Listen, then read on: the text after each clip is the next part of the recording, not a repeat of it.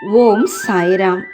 எனது அருமை பிள்ளையே, எல்லா ஜீவராசிக்குள்ளேயும் நான் தானே இருக்கேன் அப்படிங்கிறது உனக்கு தெரிஞ்சிருந்தும் நீ எதுக்காக வெளியில் இருக்கிற மனுஷங்க கிட்ட ஒரு முகமும் உன் வீட்டுக்குள்ளே இருக்கிற உன்னையே நம்பி இருக்கிறவங்க கிட்ட ஒரு முகமும் காட்டி வாழ்கிறேன்னு எனக்கு புரியலை. எப்பவும் உன் மனசை சமநிலையில் வச்சு ஒரே மாதிரியா அன்பை காட்டி பழகு. நீ எங்கே இருந்தாலும் என்ன வேலை செஞ்சாலும் நான் உனக்குள்ள தானே இருக்கேன். அதை அடிக்கடி நீ மறந்துடுறதால தான் உன் மனசு போன போக்கில் உன் கடமைகளை சரிவர செய்ய மாட்டேங்கிற. பணம் வேணும்னு குறிக்கோளாக இருக்கும் நீ உனக்கு நான் கொடுத்த வாய்ப்பை உனக்கு என்ன தெரியுதோ என்ன முடியுமோ அதை செஞ்சுக்கிட்டு வான்னு சொன்னேன். அதை நீ செஞ்சியா? அந்த வேலையை நீ சிறப்பாக உன்னால் முடிஞ்ச அளவுக்கு சிறப்பாக தொடர்ந்து செய்து வந்தாலே உன்கிட்ட எந்த துன்பமும் நெருங்காது. எந்த துன்பம் வந்தாலும் வரட்டும்னு அதை பற்றி நீ யோசிக்காம இருந்தாலே வந்த துன்பம் சுவடே தெரியாமல் ஓடிடும். மாறா அந்த துன்பத்தை பற்றி நீ யோசிச்சா உன்னோட நிம்மதி தானே கெடும். உன் வேலையை இன்னும் சிறப்பாக எப்படி செய்யலாம்னு கவனம் செலுத்தி தான் பாரு. நீ முன்னேறுவதற்கு மூடப்பட்ட கதவுகள் தானாகவே திறக்கும். உன்னோட திறமையை பார்த்து உன்னோட உழைப்பையும் பார்த்து உன்னோட வேலையை தொடர்ந்து செய். மாறா துன்பத்தையே நினச்சிருந்தா துன்பம் எப்படி ஓடும்? நீ முதல்ல அந்த துன்பத்தை உன்னோட மனசுல இருந்து தூக்கி எறி.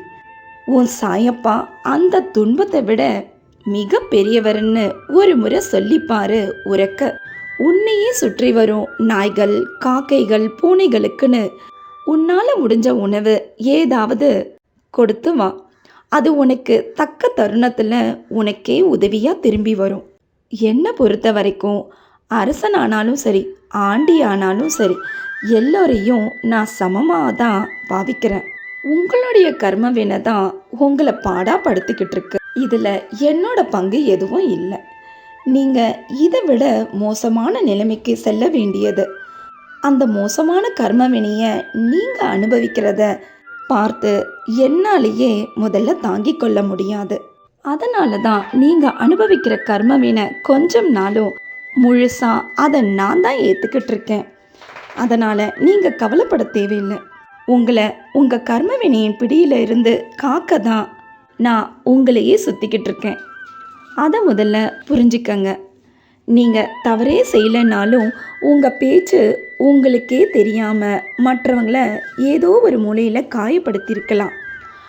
இல்லை அவங்க மனசுக்குள்ளே அழுதும் இருந்திருக்கலாம். அப்படி அவங்க மனசு காயப்படும் போது விடுற சாபமோ அல்லது அவங்க அழுதாலும் அது உங்களை தானே திருப்பி காயப்படுத்தும். அதனால் பேச்சில் என்றென்றும் நிதானம் தேவை. என்னோட கடக்கன் பார்வை என்றுமே உன் மேலே தான் இருக்குது. அதனால் நீ பயப்படாத. எந்த தீய சக்தியும் என்னை மீறி உன்னை நெருங்கவே முடியாது. உனக்கு ஒரு துன்பம் வருதுன்னா அது ஏன் சம்மதத்தோடு தான் வருதுன்னு புரிஞ்சிக்க. உன்னை அப்படியே விட்டுட மாட்டேன். உன் எதிர்காலத்தை பற்றிய பயத்தை முதல்ல தூக்கி எறி. மிக விரைவில் இப்போ ஏற்பட்டிருக்க துன்பத்தில் இருந்து நீ நிச்சயம் மீண்டு வருவ. நீயும் உன் குடும்பமும் சந்தோஷமாக வாழ்வீர்கள்.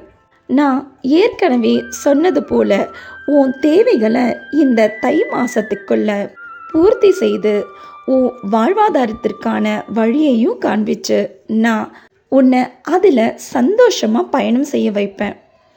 இந்த தை அமாவாசை நாளில் நீ என்ன வேலை செஞ்சினாலும் அதில் வெற்றி நிச்சயம். என் செல்லமே, என் ஆரத்தியை தொட்டுதானே என்னோட தெய்வ வாக்க கேட்க வந்த. நாளை வியாழக்கிழமைக்குள்ள உனக்கு மிகப்பெரிய பண உதவி கிடைக்கும். அது உன்னோட துன்பத்தை நிச்சயம் போக்கும். சந்தோஷமாக இரு. இன்றும் என்றும் என்றென்றும் உன் சாயப்பா உன் அருகில். வாழ்க வையகம், வாழ்க வளமுடன். ஜெய் சாய்ராம்.